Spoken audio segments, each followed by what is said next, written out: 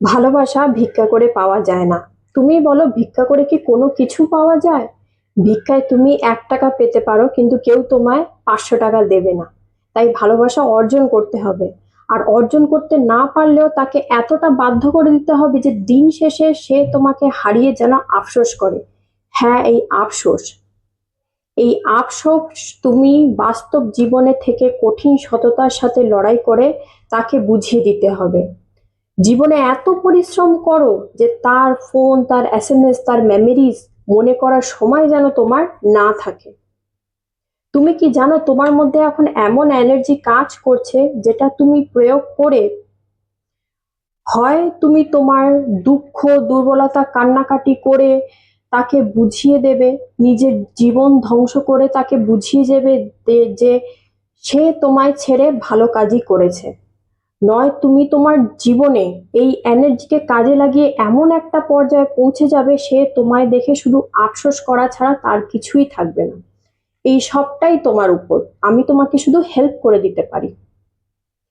তোমার জ্বর বা সর্দি কাশি হয়নি যে তোমাকে আমি প্যারাসিটামল দিলাম, তুমি খেয়ে নিলে ব্যাস সব সর্ট আউট হয়ে গেল। তা দেরি না করে ভিডিওটি শুরু করছি। তোমাকে আগে বুঝতে হবে যে তোমার পার্টনার তোমাকে কেন ছেড়ে গেছে। তুমি একে এত প্রায়োরিটি দিয়েছো, এত ভালোবাসা দিয়েছো, তাও সে তোমাকে কেন ছেড়ে দিয়েছে এত দুঃখ, এত কষ্ট, এত যন্ত্রণার মধ্যে। অপশন 1, তুমি নিজের থেকে বেশি তাকে প্রায়োরিটি দিয়েছো। অপশন 2, তুমি নিজের থেকে বেশি তাকে ভালোবেসেছো। অপশন 3, সে যতবার ভুল করেছে তুমি তাকে ততবার ক্ষমা করেছো, বরং সে আরো একটু বেশি যাতে ভুল করে তার প্রশ্রয় দিয়েছো। তুমি এর মধ্যে থেকে কোনটি করেছো আমাকে কিন্তু কমেন্ট করবে। আমি ভিডিওটিতে এমন কিছু হিউম্যান সাইকোলজি তোমার সাথে শেয়ার করব যেগুলো প্রয়োগ করে তোমার প্রাক্তন 100% তোমার লাইফে আসবে। তখন তোমার কাছে অপশন থাকবে, তুমি তাকে তার লাইফে রাখবে না ঘাড় ধাক্কা দিয়ে বের করে দেবে। নাম্বার 1, সাইলেন্ট মোডে চলে যাও। দ্যাট মিনস তুমি এতক্ষণে তার হাত পা ধরে ফেলেছো, তোমার সর্বস্ব দিয়ে ফেলেছো, তুমি তাকে বুঝিয়ে দিয়েছো যে সে ছাড়া তোমার জীবন অচল, কিন্তু তাকে তুমি রাখতে পারোনি। এবার তোমার সময় হচ্ছে তুমি ঘুরে দাঁড়াও। তুমি যখন থেকে ঘুরে দাঁড়াবে তখন সেই মুহূর্ত থেকে সে তোমার গুরুত্ব বুঝবে। নিখোঁজ হয়ে যাও, তোমার টিকিটারও খবর যেন সে না পায়। তার নাম্বার ডিলিট করো, সোশ্যাল মিডিয়া থেকে সব অ্যাকাউন্ট তার ডিলিট করো, ব্লক করে ডিলিট করো। তার ফ্রেন্ড সার্কেল থেকে বেরিয়ে আসো, তার রিলেটিভসদের সাথে যোগাযোগ করার চেষ্টা করো না। তুমি যদি চাও, তুমি যে যন্ত্রণা ভোগ করেছো, দিনের পর দিন জেগেছিলে, রাতের পর রাত তুমি কষ্ট পেয়েছো, সেই যন্ত্রণা যদি তাকে ভোগ করাতে চাও তাহলে তোমাকে এগুলো করতেই হবে। আর এগুলো শুধু তাকে দেখানোর জন্য বা লোককে দেখানোর জন্য করো না, তুমি তোমার জন্য করো, নিজেকে ভালো রাখার জন্য করো, দেখবে ঠিক পারবে।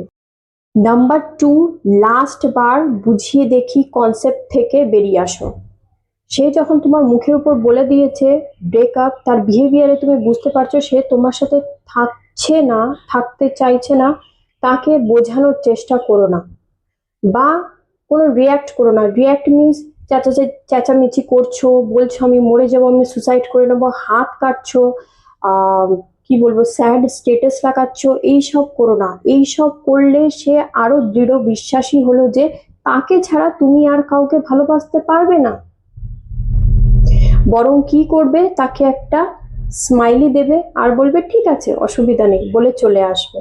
দেখবে সামনের মানুষটার কিন্তু এইখানটা একটু হলেও নড়ে যাবে। নাম্বার 3, নিজেকে দুর্বল বানিও না। সে আসার আগে তুমি যা যা করতে সেগুলো করতে শুরু করো। নিজেকে, নিজের ফিউচারকে, নিজের মনকে, নিজের স্বাস্থ্যকে ভালো রাখার চেষ্টা করো। নতুন জীবন শুরু করো। তুমি নিজের মধ্যে জানো তুমি নিজে নতুন, কারোর সাধ্য থাকবে না তোমাকে দুর্বল করে দেখার। আর এত পরিশ্রম করো যে তোমায় ছেড়ে গেছে সেও ভাবতে যেন বাধ্য হয় যে এর ফিউচার তো ব্রাইট, আমি একে ছেড়ে ভুল করলাম। Number 4, no contact rules follow করতে হবে। দ্যাট মিনস একটা সময় এসে মনে হতে পারে তাকে ফোন করি, তাকে মেসেজ করি, তার সাথে সাথে একবার দেখা করে আসি, কিন্তু প্লিজ এমনটা করো না। তার পরিবর্তে তুমি তোমার পছন্দের কাজগুলো করে তোমার মাইন্ড ডাইভার্ট করতে পারো। তাই বলে তুমি তোমার পছন্দের রোমান্টিক গানটা শুনবে, ফিল্ম দেখবে, ওয়েব সিরিজ দেখবে, এগুলো করো না। এগুলো আরো রিলেটেবল মনে হবে, তো ওর মেমোরিজে তুমি আরো নিজেকে ধসিয়ে ফেলবে, আরো দাবিয়ে ফেলবে। এই নো কন্ট্যাক্ট রুলসই তোমার পার্টনারকে রিয়েলাইজ করাবে যে তুমি কতটা দুঃখ যন্ত্রণা সহ্য করেছো। সে তোমার ভালো রূপটা দেখেছে, তোমার এবার পালা তুমি তোমার সব থেকে খারাপ রূপটা তাকে দেখিয়ে দাও। সে ঠিক যেমনটা করছে তুমিও ঠিক তার সাথে তেমনটাই করো। ভিক্ষা চেয়ে তো দেখেছো হয়নি, তা এখন একটু দেখো এইসব করে, তাই না?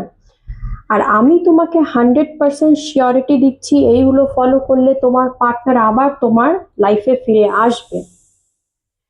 কিন্তু আমি বলবো জীবনে আর তাকে এনো না, কারণ 100%-এর মধ্যে থেকে 60% আবার ব্রেকআপ করে, আবার ধোকা দেয়। কিন্তু তার মধ্যে থেকে 60% তার ভুল বুঝতে পারে, তোমার গুরুত্ব বুঝতে পারে, তাই তোমার সাথে থাকতে চায়। তা একবার সুযোগ দিয়ে দেখতে পারো। তবে সাবধান থাকতে হবে, কারণ সে থাকতেও পারে, সে আবার চলেও যেতে পারে। তা তুমি কি করবে? তুমি আগের মতন তাকে আর প্রায়োরিটি দেবে না, ইন্টেন্স ভাবে তাকে লাভ করবে না, নিজের থেকে বেশি তাকে লাভ করবে না। এগুলো ফলো করো। আচ্ছা, ভিডিওটি ভালো লাগলে একটা লাইক করবে, কমেন্ট করবে, চ্যানেলকে সাবস্ক্রাইব করবে। ভালো থাকলে ভালো থাকবে, সাবধানে থাকবে। আর নিজের কিছু অসুবিধা থাকলে আমাকে জিজ্ঞাসা করতে পারো।